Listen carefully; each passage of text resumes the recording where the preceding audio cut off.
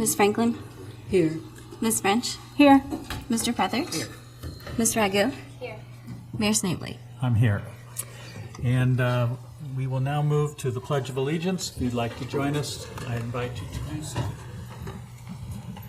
I pledge allegiance to the flag of the United States of America and to the republic for which it stands, one nation, under God, indivisible, with liberty and justice for all.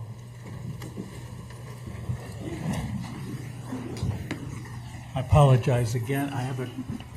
I think it's a little lingering laryngitis. So if I fade out a little bit, I hope you'll I bear wasn't with rooting me. for San Diego State. I'm sorry. It was yelling at the basketball game. Next item is approval of the agenda. Can I have a motion? So moved. Second. It's been moved and seconded to approve the agenda as printed. Are there any changes? Hearing none, all those in favor say aye. Aye. Opposed? Thank you. Now we will move to public participation, and I will begin with a proclamation. Whereas, on April 22, 1970, United States Senator Gaylord Nelson of Wisconsin and Dennis Hayes organized the first nationwide day devoted to environmental awareness and education that was celebrated by an estimated 20 million Americans. And whereas this day of environmental awareness and education is celebrated worldwide in some 180 countries with the participation of over 4,000 separate organizations, and whereas individuals and institutions have a mutual responsibility to seek ecological, economical, and ethical choices that enable the world as well as our individual communities to establish and maintain sustainable societies. Now, therefore, I, William B. Snavely, Mayor of the City of Oxford, Ohio, do hereby proclaim that on Saturday, April 22nd, 2023, the City of Oxford will recognize and participate in the national and international celebration of Earth Day. And I urge all citizens to celebrate Earth Day and to remind each person of their right and responsibility to the wise use of this global home to heal, preserve, and improve the earth and the quality of life for this and future generations, and to approach every day as Earth Day. Is there anyone to receive? From the earth? Anybody from the Give it earth? to the earth? Yeah.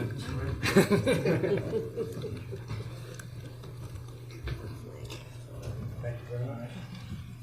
So the 22nd will be a big day because there's the Fresh Air Fair, there's Pancake Day, and Earth Day uptown.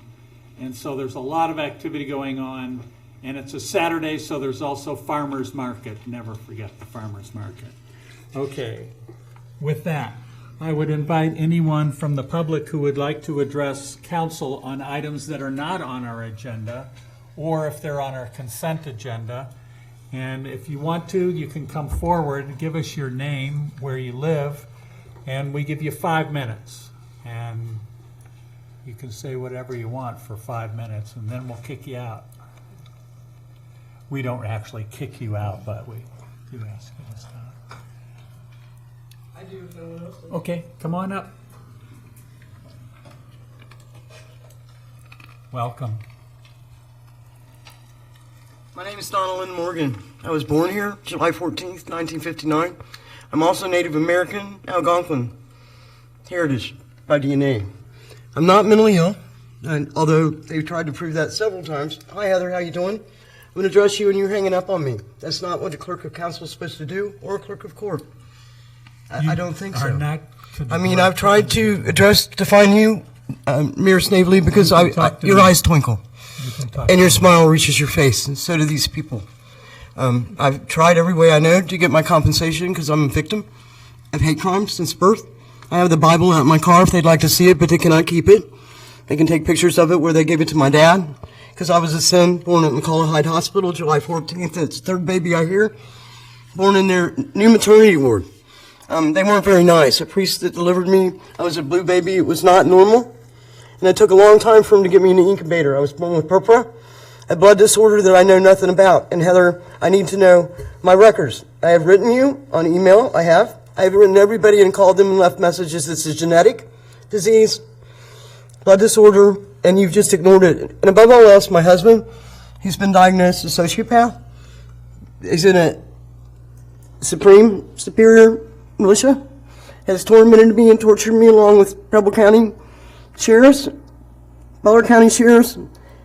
Richard E. Jones was the first one that gave him the Bible, Jesus, when my dad was in prison one time for me when I was a sin.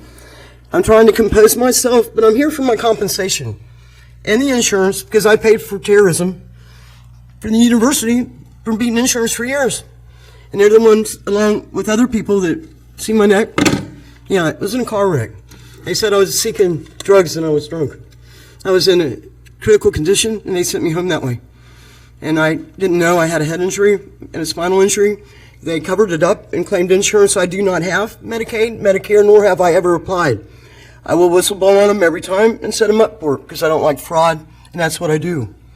So I'm no doubt protected under the Whistleblowing Act, Good Samaritan Act, and I'd like my compensation, and I made an agreement with people that are helping me out, and I don't know their name, I call them Gaslight, but pretty much now know Officer Campbell and Ashley's here. I was toxified by chemicals. A bed bug powder that I've been praying for, they've left me in infestation for years now. I have pictures of nightmares. My husband bought this stuff and brought it over because he's allowed to do anything he wants. Because I'm a slave. That's what I am, a black slave. And by the way, I'd like the obituary of Carl Ross. He's the one that ordered me to go to the fair in Hershey, Pennsylvania.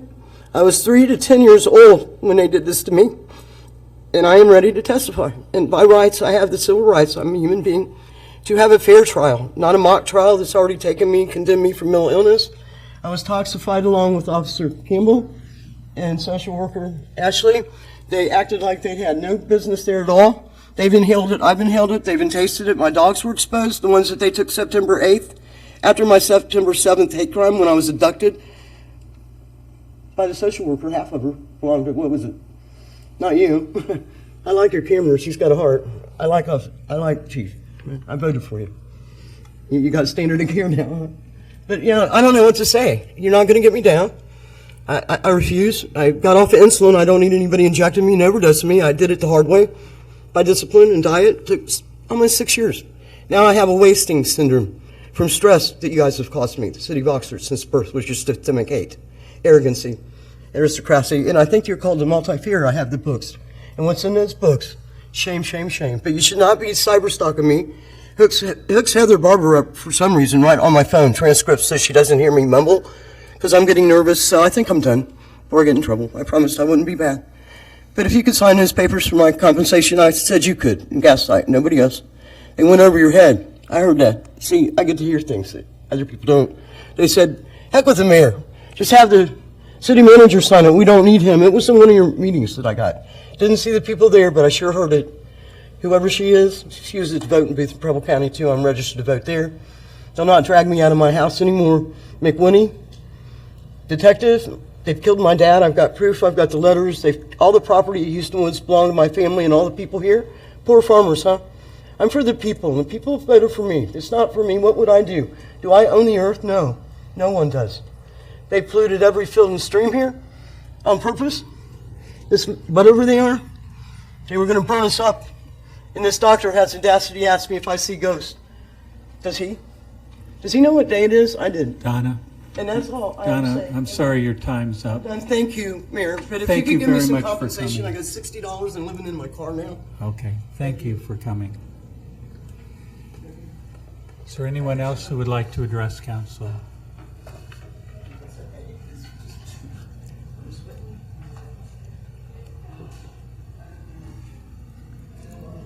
Good evening. Hi, Peggy. I'm Peggy Branstad. I live at 18 Meadow Circle.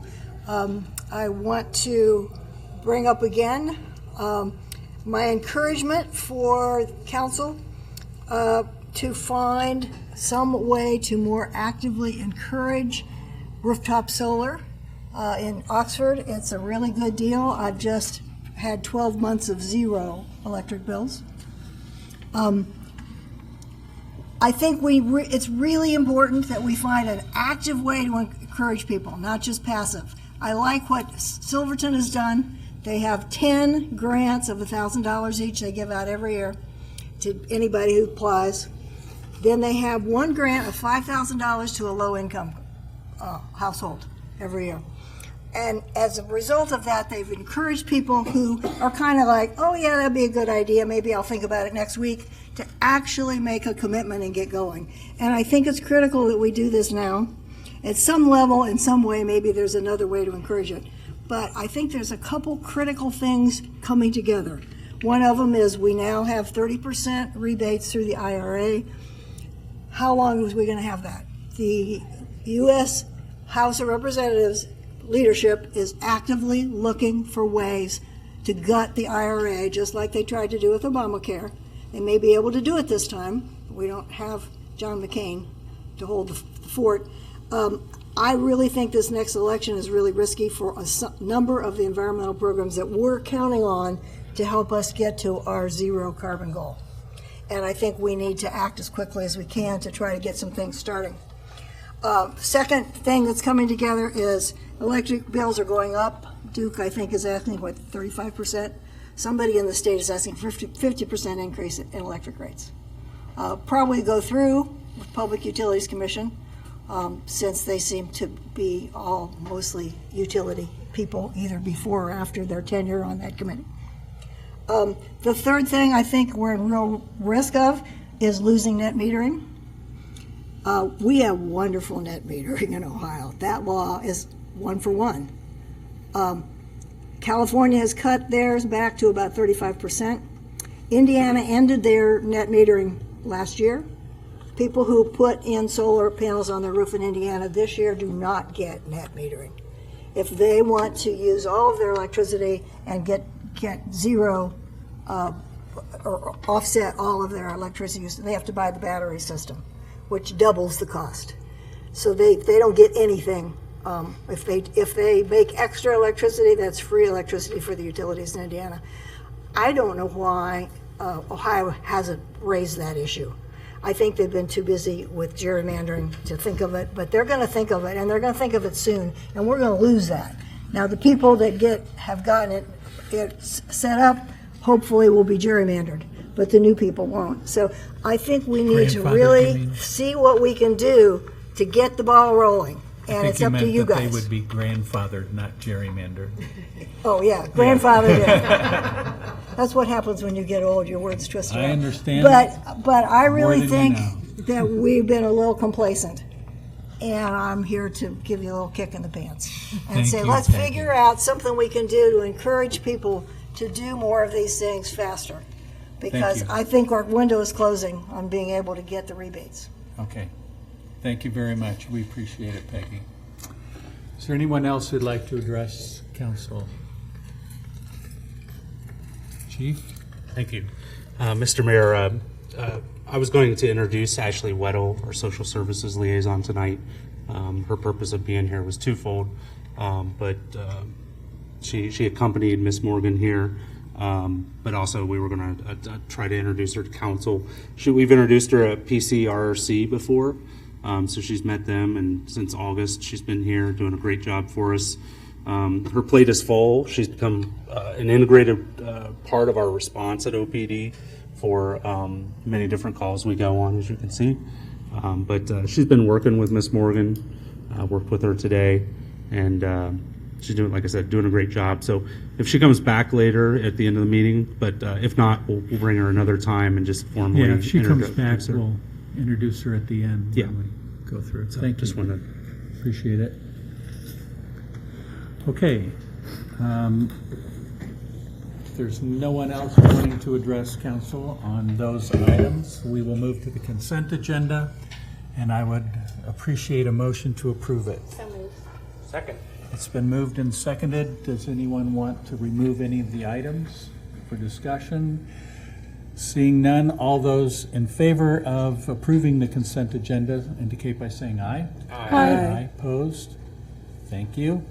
And we'll move now to resolutions. Heather, you may read the first one. A resolution authorizing the city manager to enter the city of Oxford to become a Power a Clean Future Ohio community. Okay, is there a motion to adopt this resolution? So moved.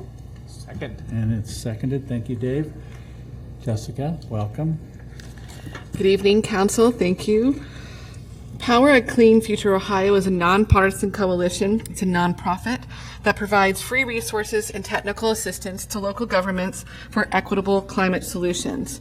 Over 40 communities in Ohio have joined PCFO, and their main goals are to reduce carbon emissions, implement equitable policy solutions, attract clean energy development to Ohio, and reduce energy costs for communities. Their policy priorities include renewable energy, energy efficiency, transportation, electrification, and land use. If we join them as a community, we will have access to their technical assistance team, which provides consulting services on things like energy efficiency, grant application support, equity coaching, and more. We met with them, and the Climate Action Steering Committee did vote to recommend membership. There is no cost to the city, and we would recommend this. Okay, thank you very much. That's the question I was going to ask, so you answered it already. Is there anyone from the public who would like to address this resolution before council? Okay, thank you. Councilors, anybody? So you've already heard it, Dave, and okay. Everybody ready to vote? All those in favor indicate by saying aye. Aye. Opposed? Resolution is adopted. We'll move to number 2. A resolution accepting the insurance bid of Insurance Specialist Group Incorporated, DBA Love Insurance Partners, for the city's property and casualty insurance coverage for 2023. Okay, is there a motion to adopt? So moved. Second. It's been moved and seconded. Hi, Joe. Hi. Yes, staff's requesting council approve the property and casualty insurance renewal of up to $219,999 for 2023. This represents a $29,956 increase over last year's cost of $190,043. The primary increase is due to market conditions, which is about 6.2%, as well as an updated appraisal values and additional property acquisitions. The insurance premiums will be paid on a semi-annual basis, and Tokyo Marine HCC Public Risk Ohio will be the carrier again this year. They've been our carrier since April 1st of 2009 policy. And the one thing that HCC does offer us is a $10 million umbrella over 6 areas. Our general liability, which includes the fire department, EMT liability, sexual abuse and molestation, law enforcement, professional liability, auto liability, public officials, errors and omissions, employment practice liability, and employee benefit errors and omissions. With each of those get $10 million in excess carriers, where most other carriers would just give you $10 million total. So this covers a wider range, and in the time we've used HCC since 2009, they've done a really good job. They're really good to work with, and also whenever we've needed their legal counsel, they've done a very good job representing the city. So we ask for an approval for this. Thank you, Joe. Is there anyone from the public who would like to address this resolution? Okay, councilors, any comments or questions? All those in favor indicate by saying aye. Aye. Opposed? Resolution is adopted. Thank you, Joe. We'll move on to ordinances. First reading. An ordinance changing the name of a future private street in the Owls Landing subdivision and directing the clerk of council to forward a certified copy of this ordinance to the county engineer. Okay, this is first reading, so we have no motions, but we have Zach here to fill us in. All right, good evening, Mayor, members of council. So this is a request from John Bear Becker on behalf of Todd Homes LLC, and this is to change one of the street names in the Owls Landing development. This would be changing from the current name of Screech Avenue, and it would be changing, the proposal is to change it to American Barn Lane. There was a previous request that was heard from council on February 21st to change all 3 names in the development to non-owl themed names, which was not received particularly well at that meeting, and so that request was ultimately withdrawn from or by Bayer Becker in favor of proposing 3 different names only for Screech Avenue. So they would like to keep Great Horn Drive as well as Snowy Lane, which are 2 species of owls. They had proposed three alternative names for Screech Avenue. Those were Deep Woods Lane, Hollow Oak Road, and Prairie Drive. Unfortunately, none of those met the approval of our public safety reviewers. So what we essentially did to be proactive is searched for another owl species and found that in American Barn Lane, which is not only phonetically easy to communicate in the event of an emergency, but is not a duplicate of any other street elsewhere in the county which handles dispatching for Oxford. So with that, this is the first reading for a new formal request to change Screech Avenue to American Barn Lane. Okay. Happy to take any questions. Thank you very much. Is there anyone from the public who would like to address this ordinance on first reading? Councilors? Yeah, you tickled my ear when you talked about phonetically as a speech pathologist. So what were the other words that were not phonetically transmissible? So I will admit I did Google owl species, Yes. and there are a variety of different species names, many of which are very scientific sounding. In fact, I think very early on, Pygmy Path was actually a proposed name, which is difficult to spell. And so really it was just me being proactive since the developer had proposed 3 names, none of which met our various standards of review. Just wanted to try to save the developer some time and just propose a potential name. They didn't have to agree to it, but I went ahead and gave them the courtesy of the review with the fire chief and the acting police chief, which they are okay with the name American Barn Lane. So. Thank you. Thank you. We don't vote on that, but nobody from the public wanted to talk about it. Nobody on council wants to really talk about it, so I think we're probably good on that one. Let's read the second. An ordinance approving the recommendation of the Planning Commission to allow for an accessory dwelling unit as a conditional use in the R3MS zoning district at 20 East Collins Street. Okay. Zach? All right. So this is a conditional use request. And just a reminder, a conditional use is just a use that is generally permissible in the given zoning district, provided it is appropriately developed and its effects are mitigated. So the location for this request is 20 East Collins Street. And the applicant for this request is architect Scott Webb. And the proposal is to convert an existing garage to an accessory dwelling unit. So to turn what is ultimately storage space into living space. This is a look at the subject site. Again, this is at 20 East Collins, and the accessory dwelling unit would be going into this existing garage. This is a view from Collins. This is the garage view. Thanks, Mike. If you don't mind zooming in to the, okay. This is a look at the proposed exterior, so dressing it up so that it has more of a dwelling-like appearance. And this is the original site plan that the Planning Commission looked at, and ultimately one of the conditions that Planning Commission recommended was to turn this extra parking shown in orange into a walkway, so for pedestrians to reach the front door. And one of the stipulations of that condition was to have it separated from the driveway. And this is actually, this did not make it into your packet, but would make it into the packet for the second reading. But I think an opportunity exists here tonight to give some feedback to the applicant. They are showing the sidewalk.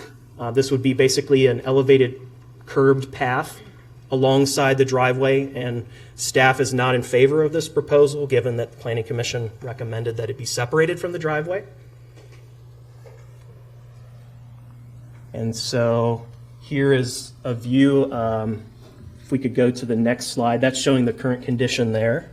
It's Let's go to the next slide. So this is showing what that proposed walkway would look like. That's from the applicant. The other item that was discussed at length at Planning Commission had to do with the kitchenette that would be located within the dwelling unit. This is really the first case that we've seen of real substance involving accessory dwelling units in the R3MS district. So we're really, in essence, setting some precedent here. And there were a variety of concerns that the commission voiced in alignment with some comments that we received from our fire chief in terms of safety related to that kitchen area, whether there would be various appliances or stoves that could create a safety hazard. And so another condition that the Planning Commission recommended that has now been incorporated into the plan is to have a full-service kitchen. And so now it's in kind of an L-shaped in the corner of the main room. So the Planning Commission recommended approval subject to 5 conditions. And again, this includes installation of a separated walkway, which is not reflected in the current site plan. We've also suggested amendments to condition number 2 that differ from the way that Planning Commission recommended it. And this is to acknowledge a formal waiver to the zoning code to eliminate the 2 extra required off-street parking spaces for a new dwelling unit on the site. Apart from that, that concludes my presentation. I'm happy to take any questions at all. Okay, thank you very much. Is there anyone, let's hear from the petitioner. Scroll up to my sidewalk slide. Introduce yourself. All right. Scott, thank you. Good evening, Mr. Mayor, members of council. I'm Scott Webb. I'm representing the applicants here this evening. Planning Commission spent quite a bit of time on this. As Zach pointed out, it's kind of treading some new ground here. With all due respect to Dr. Prithrick that suggested the separation of the sidewalk, sometimes things seem like a good idea when you're thinking about them in space. It didn't seem like a good idea when I drew it. And if I were to simply, first off, let's say the sidewalk, I think, is solely going to be used by the residents of this accessory dwelling unit. So the notion of pushing the sidewalk 3 or 4 feet off the edge of the driveway to create some little landscape buffer just means if they're parking in the driveway, they have to walk through it. We're all familiar with student rentals. Little landscape borders become trash fences and just collect trash. There was also a concern about making sure that people don't start angle parking up in the grass. So there was another little sketch that I provided with this that just showed that this would be a raised sidewalk, almost like a commercial sidewalk, like at Stewart Square as an example, with a curb that would come down that would prevent people from driving up there.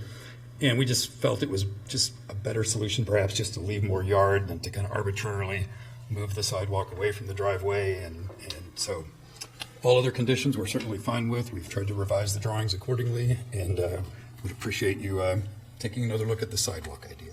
Thank you, Scott. Is there anyone from the public who would like to address this ordinance? Okay. Counselors? I'll turn to our planning people first. Looks like Glenn had something. Just had a question for Mr. Webb. Where are the utilities going in that accessory dwelling unit? Like water heater, HVAC, stuff like that? Sure. Well, we don't really have all that entirely worked out at this point, but the intention, because it's so small, is to use a ductless split so we don't have to give up real estate for the actual furnace itself, and probably instant water heaters so we don't have to provide the straw. So I was curious. Yeah, it's a good question. I wanted our planning representatives, if you wanted to respond to what you thought about the sidewalk. Sidewalk was more you. I was the other. Okay. So, but before, just some big picture stuff. This is like one of these things that, just for a little bit of context, we don't have a lot of these accessory dwelling units in Oxford. But when we went through a rezoning of the Miles Square, we were struggling with this idea. We want to increase the density because we'd rather have the development infill, in town, walkable, adjacent to the university, but we also want to preserve the fabric of the town. We didn't want to see everything kind of demolished and redeveloped. And so the accessory dwelling unit was a way of kind of feathering in the density. It adds density maybe in areas that are underutilized, like backyards or garages. So the street facade will look the same, but it will house more density.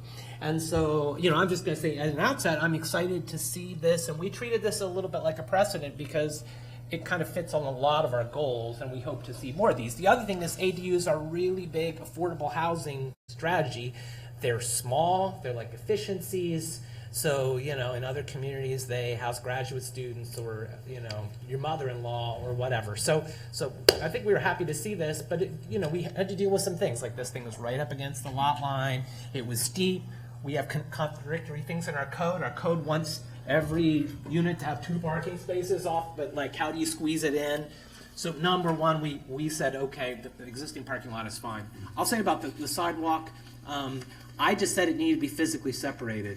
You know, that did not need to be a tree lawn for me. I just didn't want the cars over the space. And if this is curved, that, you know, I feel like that meets the letter and the spirit of the condition we crafted. So, yeah, this is kind of new for us, but if you look around the mile square, there's a lot of backyards, sheds, things that are currently parking cars that could be housing people. So I think this is, you know, I'm excited to see this, and I hope that this sets a precedent. I think having the curb helps so the people aren't parking diagonally across that pathway. Yeah, I think the curb satisfies what I was concerned about. Do you want me to address the kitchen? and stoves? So our chief had some concerns about how close the houses were and the fact that if that new use didn't have a kitchen, it might involve a hot plate, which is dangerous, or it was also proposed that they might actually use the other house for cooking, which means you could have something on the stove and be in the other house and not know if it starts a fire. And so we requested a full kitchen that would resolve that. And also stipulation number 4 also involves the fire chief making sure that it has adequate certifications on fire resistance. Yeah, I think some of the planning commissioners were surprised that the interpretation of our code was that a dwelling unit is defined by the fact that it has a kitchen. We were a little surprised that a microwave could hypothetically satisfy that, and that didn't seem right to us. Like these needed to be separate dwelling units that could be rented separately to each other, and so I'm glad you were able to find room for a full-service kitchen. Okay. Yeah, so. Any other questions or comments? Okay, thank you. We'll move to number 3. Thank you, Scott. An ordinance repealing Oxford Codified Ordinance Section 30308 entitled Impounding and Booting of Vehicles Redemption, and adopting new Oxford Codified Ordinance Section 30308 entitled Impounding and Booting of Vehicles Redemption. Okay. Chief? Thank you, Mr. Mayor. So back in February while I was gone, you heard from Mr. Reffett about certain aspects of our towing operation in the police division that you've probably never been concerned about before, never heard about before. But I'll try to sum it up. The police division, we maintain a wrecker rotation list for our service area, much like other police jurisdictions do. You know, there's one for Oxford Township, there's one for Butler County, and each agency has their own wrecker rotation list. So if you're in a traffic crash and you don't have a preference on a wrecker, we just ask for a rotation wrecker. And the dispatcher goes to that list and calls the rotation. The wrecker responds, they take that vehicle back to their body shop or to a one that you request. If an officer is making an arrest or needs to tow a car for an impound of some reason, we also call a rotation wrecker from our list, and they take that car to our impound lot. So at one time, you know, in my career, we had like 3 or 4 tow companies located here in Oxford that were on that list. But over time, those options have become more limited now. Many of those companies aren't in the towing business, or at least not to the point where they want to be called out in the middle of the night for a police tow down to make just $135. So it is really a thankless job for our wrecker drivers who come out in the middle of the night, especially, that goes unrecognized. But we've had a good working relationship with Oxford Car Care and CarStar of Oxford, both who use the same wrecker and the same driver for many years. And they've been the only ones on that list, so it's the same wrecker service coming. Most of our body work's performed by CarStar, and so they do provide an important service to us. So we've also had great service provided by Reffett's Towing out of McGonigal, so just outside the city limits there. They have a very robust towing business. The issue at hand with this ordinance is whether a wrecker service that's located outside the city limits is allowed to be on the police rotation list to get that equitable portion of our business. The current ordinance is written so that only tow companies located within the city are eligible to be on that list. And understandably, that ordinance was designed to keep business local since those employees were paying city income taxes. The proposed change to the ordinance would allow us to add a wrecker service that's up to 5 miles outside the corporation limits, provided that they meet the response requirements, insurance requirements, and agree to the administrative rules that the police chief has. So I certainly want to keep doing business with both of our current, or with our current companies, but this issue's been raised and it's kind of come to a head where I think it's time to decide, because it's come up before internally, and so that's kind of what I'm asking you to do, is look at this and see what you think. I do think, as the police chief, I like to have more options and more things available. I don't want to take anybody's business away, but we have, the more resources we have, the better. And I'm also concerned about, as the industry changes in the future, if we lose all towing companies in Oxford, then do I have to come back to this ordinance to figure out another record rotation list? But you have representatives from CarStar here and Refits, and while they likely are sitting on opposite sides of this, they do a great job. They work well together. We have them out to both scenes together. Many car accidents, they both come. So they're here tonight. I'm sure they're wanting to respond to this ordinance request. So, thank you. Thank you, Chief. Is there anybody who would like to address this ordinance? I bet there is. So what I'll tell everybody who's here, you just come up, give us your name, where you live, and you get 5 minutes. Thanks. First, my name is Mike Leibkamp. I am the owner of CarStar and partial owner of Oxford Car Care. It's located at 5017 College Corner Pike. This is George Watson. He is our primary tow truck driver. George has been with me for 16 years. My business has been in Oxford for 25 years.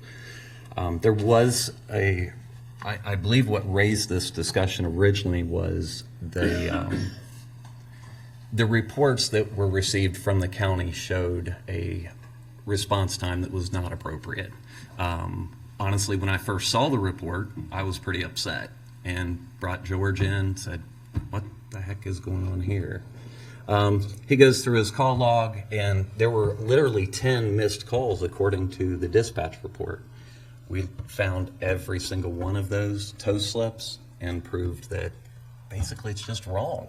The report's wrong. The other thing, I wanted to really thank the chief, because he went through the reports that the county uses is very hard to decipher. They're not in order. It is a mess. But I feel he really did a due diligence here and went through every single call, which there were close to 50 some calls, and to get an as accurate as possible response time. And we found that we had an average response time with one company at 26 minutes, the other at 28. That's everything from middle of the day to middle of the morning, which does fall under the original agreement that we had with the city, which was an average of 30 minutes or less, and we had 0 missed calls. I understand that, the county also has a rotation, which we are a backup for that. If a county truck or a county tow truck company is not able to make it. And that's kind of where we've been with this, is if something came up, we were fine with there being a backup. We do have a system in place to where the county dispatcher will, of course, the officer calls for a tow. The county dispatcher then calls basically George, and it goes straight to his phone. If for some reason George does not answer, the next call comes to me personally. And that's that way with both of those companies. In the 16 years that George is with me, I have towed cars. I'm not going to stand here and say we haven't. It has been because of a cell tower or something was messed up. We don't even know what, but those tows always got done. And, you know, it's, his primary income is based off of the tows. And I'm sorry, I'm getting a little emotional, but he's been a great employee, and he is in line to take over part of this company, and he has a vested interest in this. Okay. Thank you. And I do apologize. I did send out an email about the report. Does anyone have any questions about that? If they do, we'll call you back up. Great. Thank you very much. Thank you. Okay, would anyone else like to address this ordinance?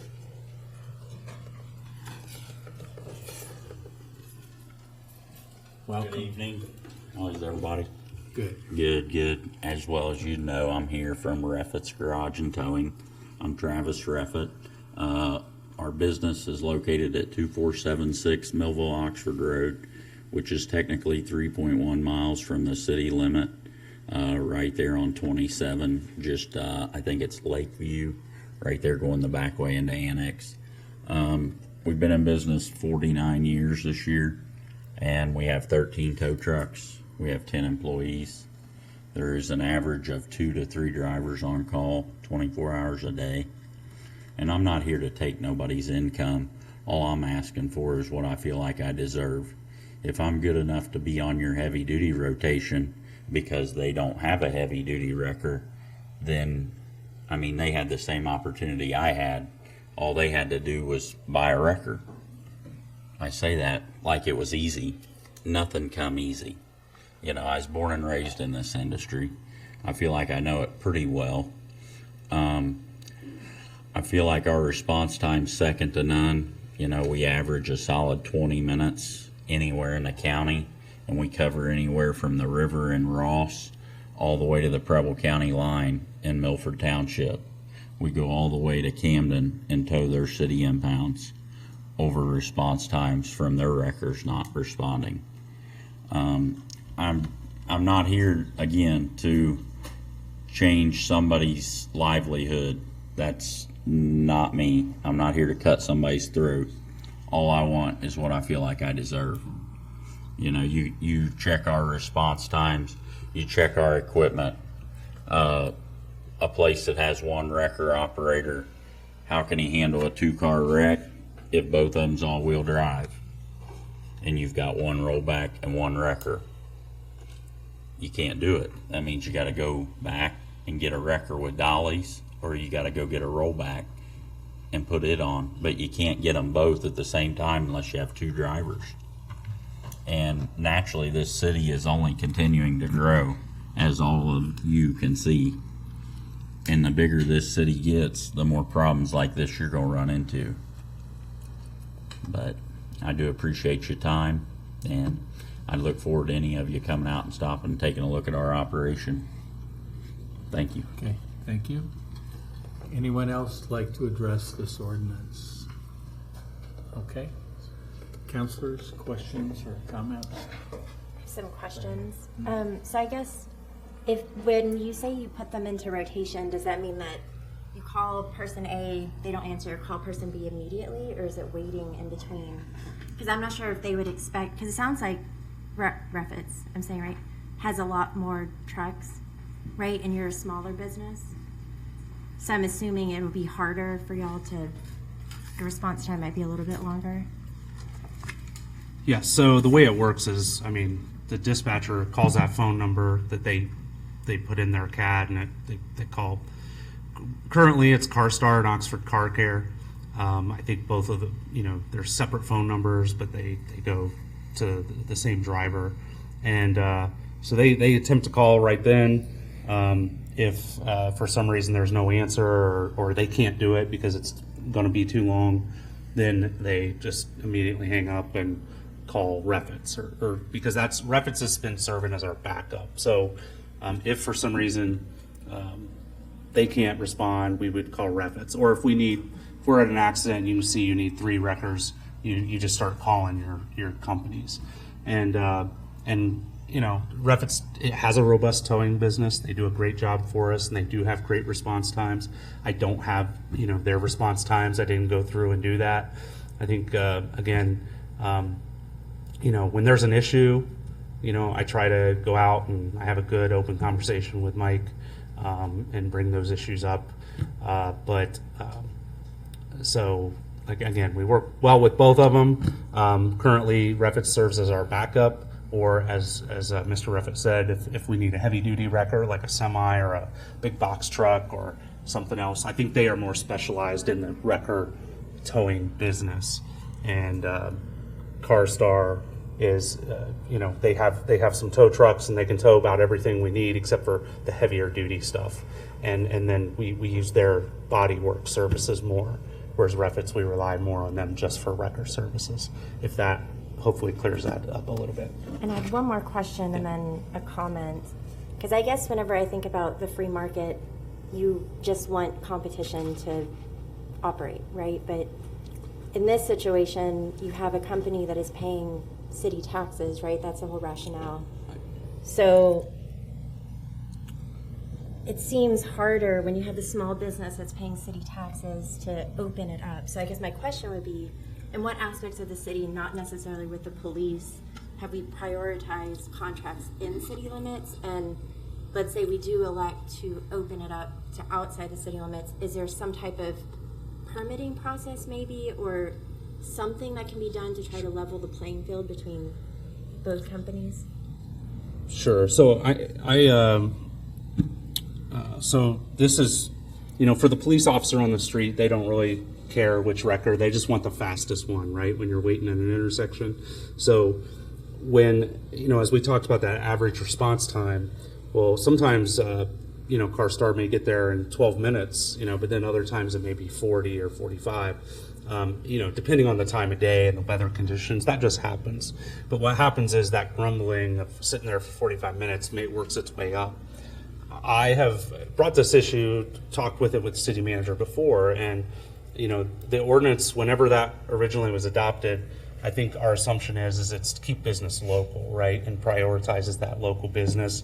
And again, I think the industry was different back then. You had a lot more competitors. It helped keep someone further away with a longer response time out. So I think it's changed. As far as contracts, obviously as a police division, we attempt to buy local when we can, but we regularly find ourselves going outside the city to buy things. But as far as other city where that's prioritized elsewhere, I don't know. That would have to be the city manager or finance director. I don't know if they can answer that question. Yeah, I don't think we really have any, have to buy local. We're looking for the best price. So this is probably one of the unique situations.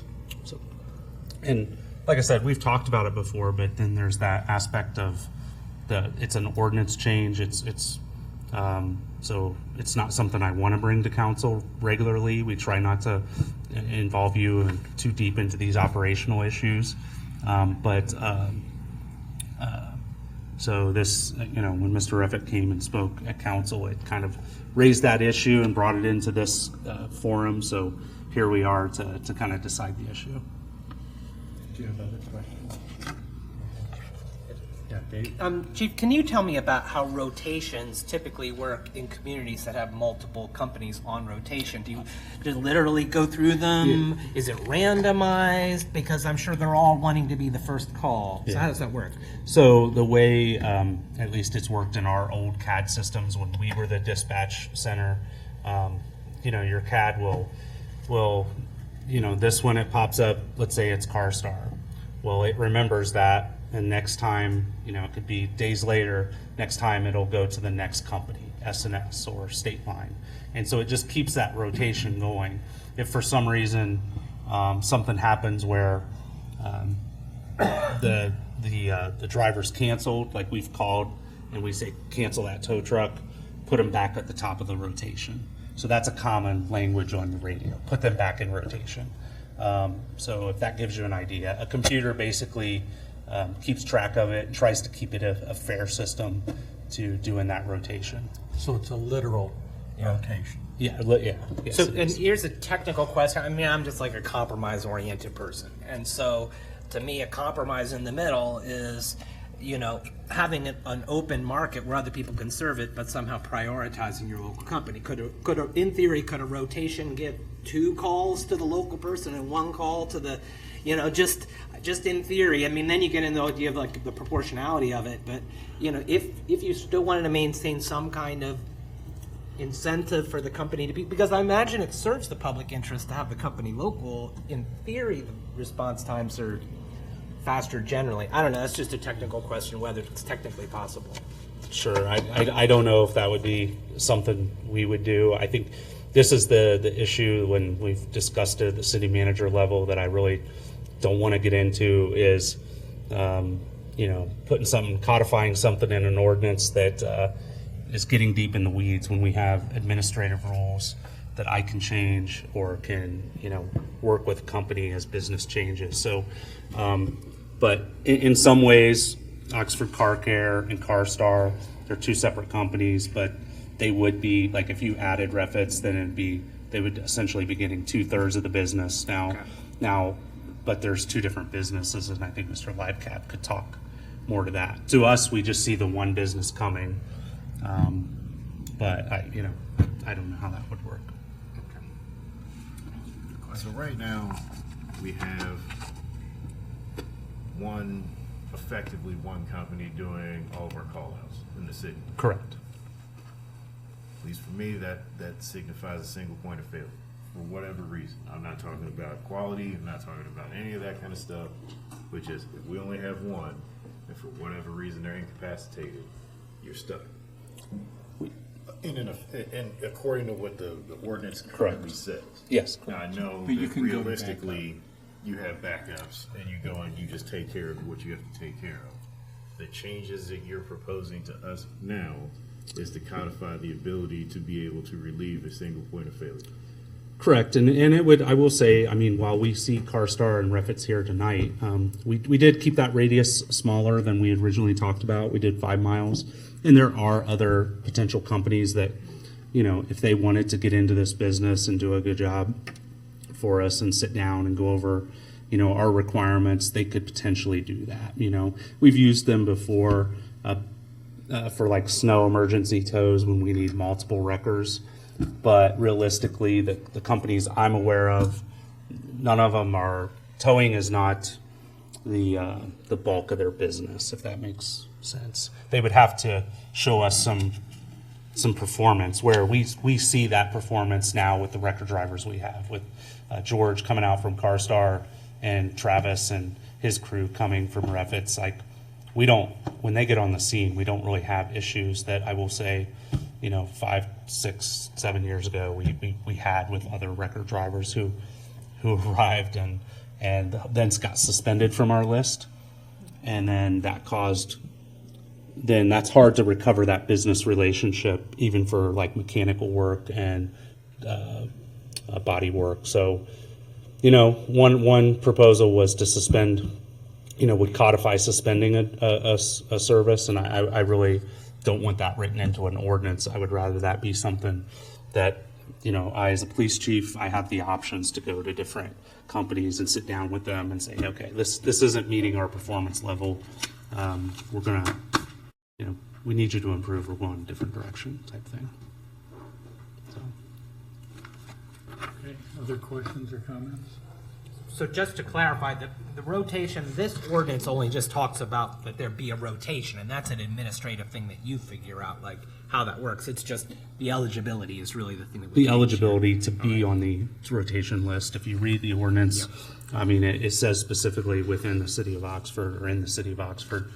And so after, you know, this issue came forward, just rewrote it to say within 5 miles of the corporation limits of city of Oxford, something to that effect. And then we found, I should note that we found 2 other typographical errors that one time when the ordinance was changed and a subsection D was added, it changed some references to like from J to G and something to K. So that's also written in, but that's just a typographical error. It changed under subsection K, towing requirements, section 2, the rotation list. It should read complying with subsections G, not F, and K, not J. So that's just Yeah. something we found after the fact as we looked into this. Okay. And just one last final question. Is the impound fee set in our fee ordinance, so there's no economic, I mean, there's effectively monopoly in town if, you know, with the car store, but they're not making any more money because of, they happen to get they are the rotation. Yes, Okay, so there's no our economic. Well, our fee ordinance is set right now is $135. Okay. That, of course, you know, a council reviews that every year. Sometimes that comes up. We just increased it to 135, and in looking, or at least in discussion, that's pretty low with what other cities are charging. So I think we're okay there, but it's something we'll have to review in November. But more competition doesn't change the economics of Well, it, just. It doesn't change the economics for how much they charge. It changes the economics for who gets paid for doing Yeah. the tow. And that's one thing. So That's why if they're both here. just not to drone on about this, but like if this ordinance were to pass and we were to change, and then I sat down with Mr. Reffitt to add him to the rotation list, we would have to have him go over our agreement, and he would have to charge the $135 tow rate that we have in our fee ordinance, unless there's additional labor or something of that nature. Sometimes if they have to get dollies out or do something special, they can charge more for that labor. But that would be that's what the ordinance says. They have to agree to that. So you could change the ordinance and then they decide not to go on the rotation. I doubt if that would happen, but it's possible. Okay, thank you. You're welcome. Okay, so a lot to think about before our next meeting, so this will come up again. And if you have additional comments, you can bring them up at the next meeting. Okay, we'll move to second readings. An ordinance authorizing the city manager to enter into an easement agreement as set forth in Exhibit A attached hereto with Miami University and granting said easement as set forth on Exhibits B and C attached hereto to allow access to the planned Regional Transit Authority multimodal facility. Okay, is there a motion to adopt this ordinance? And it's seconded, thank you, Dave. And any changes from last time? No changes other than one comment. The bid opening for the RTA project was expected today, and it's been delayed 2 weeks, so that will be April 18th for bid opening. But no changes as to the access or construction easements. Okay, thank you. Is there anyone from the public who would like to address this ordinance? Counselors? Any questions or comments? All right, call the roll, please. Mr. Ellerby? Yes. Ms. Franklin? Yes. Ms. French? Yes. Mr. Prethridge? Yes. Ms. Ragu? Yes. Mr. Bracken? Yes. Mayor Snavely? Yes, this ordinance is adopted. Thank you very much. Thank you. And you can read the second. An ordinance authorizing the city manager to enter into an easement agreement as set forth in Exhibit A attached hereto with Miami University and granting said easement as set forth on Exhibits B and C attached hereto for the construction of a planned Regional Transit Authority multimodal facility. Okay, is there a motion to adopt this ordinance? So moved. Second. It's been moved and seconded, and no changes. No changes, thank you. For those who are wondering, because they sounded a lot alike, one is an access easement and the other is a construction easement. Is there anyone from the public who would like to address this ordinance? Okay, counselors? Well, I think as far as I know, the BCRTA city is not really a stakeholder in its construction as a capital project, is it? You know, so we don't have. I guess I'm saying we're getting a wonderful facility in our community that is paid for by BCRTA. Will benefit all of the city of Oxford. Currently, without great cost to us or any cost to us, right? Yeah, we don't have a financial commitment at all. Yeah. So I just want to tip my hat to BCRTA. This facility could be in Hamilton. All that employment could be in Hamilton. There's reasons why it's here, but this is a multi-tens of $1 million facility. The kind of thing that the city's much bigger than we have in them. And so I think that like a lot of those things, particularly in that part of town, it's complicated, you know. lots of property owners, you know. So I'm really proud of the way the city of Oxford has worked with BCRTA and our partners to make this happen. The trail will go through there. We'll figure out the Amtrak part, and it would be easy for us not to work together on this, but we are working together, and so I appreciate all that collaboration. So it's just a construction easement, but this is a big project, and I'm proud to see it move forward. Okay. Any other comments or questions? Okay. Call the roll. Ms. Franklin? Yes. Ms. French? Yes. Mr. Prethridge? Yes. Ms. Ragu? Yes. Mr. Bracken? Yes. Mr. Ellerby? Yes. Mayor Snavely? Yes. This ordinance is adopted. Thank you. So we'll move forward when they move forward. We'll move now to announcements and communications. I'll start with our city manager, Doug. All right, I just have a brief comment to share with you tonight. This morning, Chief Dethridge and I met with Mayor Jackson of College Corner. He wanted to discuss the possibility of us providing EMS services to College Corner portion that's in Butler County. I think they'd also like us to do it in Preble County as well, but we had a good meeting, but we explained to them that we're stretched and, you know, we're looking to add staff just to service our existing needs. So we had a good discussion. I think they realize where we're coming from. You know, they're going to look into possibly getting a grant or something like that. But, you know, we left the door open, but we explained to them our current situation. Just wanted to share that with you. That's all I have tonight. Okay. Nothing tonight, thank you. Okay. JJ? Nothing further. Do you want to introduce?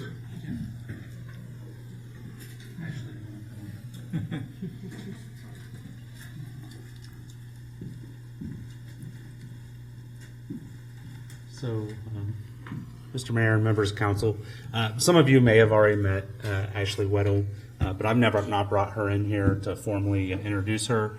Ashley has been working with us since August as the social service liaison. So she's been attending a lot of meetings for us, making connections. I mean, her first week, we're throwing her right into the job. Officer, like I said, she's become a regular part of OPD's response. She came from the Chicago area where she spent like 17 years, I think, in social services up there in the child welfare specifically. And so she's just doing a great job, and I just wanted to formally introduce her so you could put a name to a face. And I don't know if you have anything you want to say. No, I think you did good. Oh, okay. Welcome, Ashley. Thank you. What part of Chicago were you in? I was in the northern suburbs, like around Gurnee area. Uh-huh. I'm from Illinois, that's why. Okay. Yes. Okay. We're glad to have you here. Thank you. All right. Hopefully you find this a better environment. Yes, I am enjoying it. That's good. Good, thank you. Joe, do you have anything tonight? Nothing, thank you. Chief Dethridge? Okay. Zach? Just wanted to mention as of today that the planning commission meeting that would be held next week has been canceled. Okay, planning is canceled. Jessica, come on up. Good evening again. I'm very happy to announce that our 2022 annual report is in print. So that went out today in our yesterday in our e-newsletter, and we have paper copies for distribution in the city building, the Lane Public Library, the Senior Center, the Knolls, and a few coffee shops around town. And I will pass this out to you before I leave this evening. So that was, thank you to Ashley Keaton, who works in our office, for her hard work pulling this together. And then everyone, there's a little mention from all the different departments. So everyone had a hand in kind of drafting just a little, this is like a highlights reel of the city. And then second, I just want to announce that the Public Art Commission has released a call for art for a summer haiku. And so those are due April 28th. And so we invite people, anyone, to apply, any age. And you can see those details at cityofoxford.org/haiku. Thank you. Okay, thank you. Nothing, thank you. Okay, Ben? Nothing, sir, thank you. Okay, thank you for being here. Thank you. Glenn? Nothing, thank you. Nothing for me. I Ashley, it is so exciting to have you in this room because It is. I hope you know how many people in this room and even more outside of this room fought for your role. So to see you here and thriving and hopefully making a positive impact on all these people is so beautiful and a testament of how we can learn from other cities and take beautiful ideas and bring it here. So thank you so much. Great. I will echo what Councilor Ragu said. It's really wonderful to see you. It was a big collaboration, too, between the Police Commission, Chief Jones, OPD. So you're a dream come true here in Oxford, truly. And I'm excited. Thank you, Jessica, for talking about the call for haikus. Very excited. I agree, and I hope we could add to our social workers in the future once we get a handle on our fire EMS situation. Okay. All right, two different things. Well, two. So the first one is on Thursday. Please mark your calendar. We are having a public input session for Oxford's Climate Action Plan. So Oxford, the City Council, and the community are committed to climate action, carbon neutrality, and make our community more resilient. We're seeing climate change, and we'll see more of it.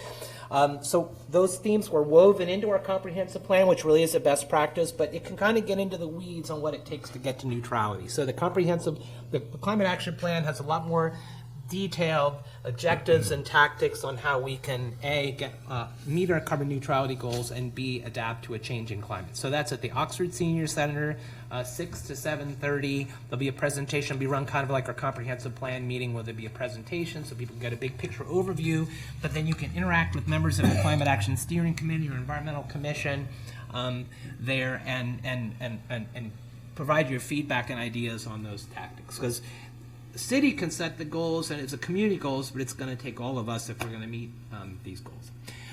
But as a related thing, I mean, that you may also get a chance to meet Rena Murphy, who is one of the other roles we've fought for, is to have a dedicated sustainability staffer with the city of Oxford. And I don't know if you want to provide a little introduction. You probably do what we did here, actually later, but. I mean, so we're pleased to have, very, very excited to have Rena join us. She has been our graduate level intern for us this entire school year. She graduates in May, so she has accepted the position. She's part-time right now, and then will be moving to full-time in July, and has been working with both the Environmental Commission and the Climate Action Steering Committee. And I always tell people, when you find a rock star, you find a way to keep them, and she is a rock star. So we're very happy to have her joining the team. So yeah, and in order to do what we need to do, we need the staff capacity, but that's one of the harder things for us to carve out of the budget. So the fact that we're making that, we're putting our money where our mouth is on sustainability as well as the social work. I mean, the next thing is just a thought, just to follow up on a little bit of email stuff that was a question I asked, is I'm so glad to see the affordable housing goals that Jessica has set out of like a marker, like these are the amount of new affordable housing units that we want to build by a certain amount of time. But I think as we do that, we have to be really careful not to lose the affordable housing units we already have. And I will just say that some of you guys picked up there was a little bit of a legal kind of question, is like, so Airbnbs, for example.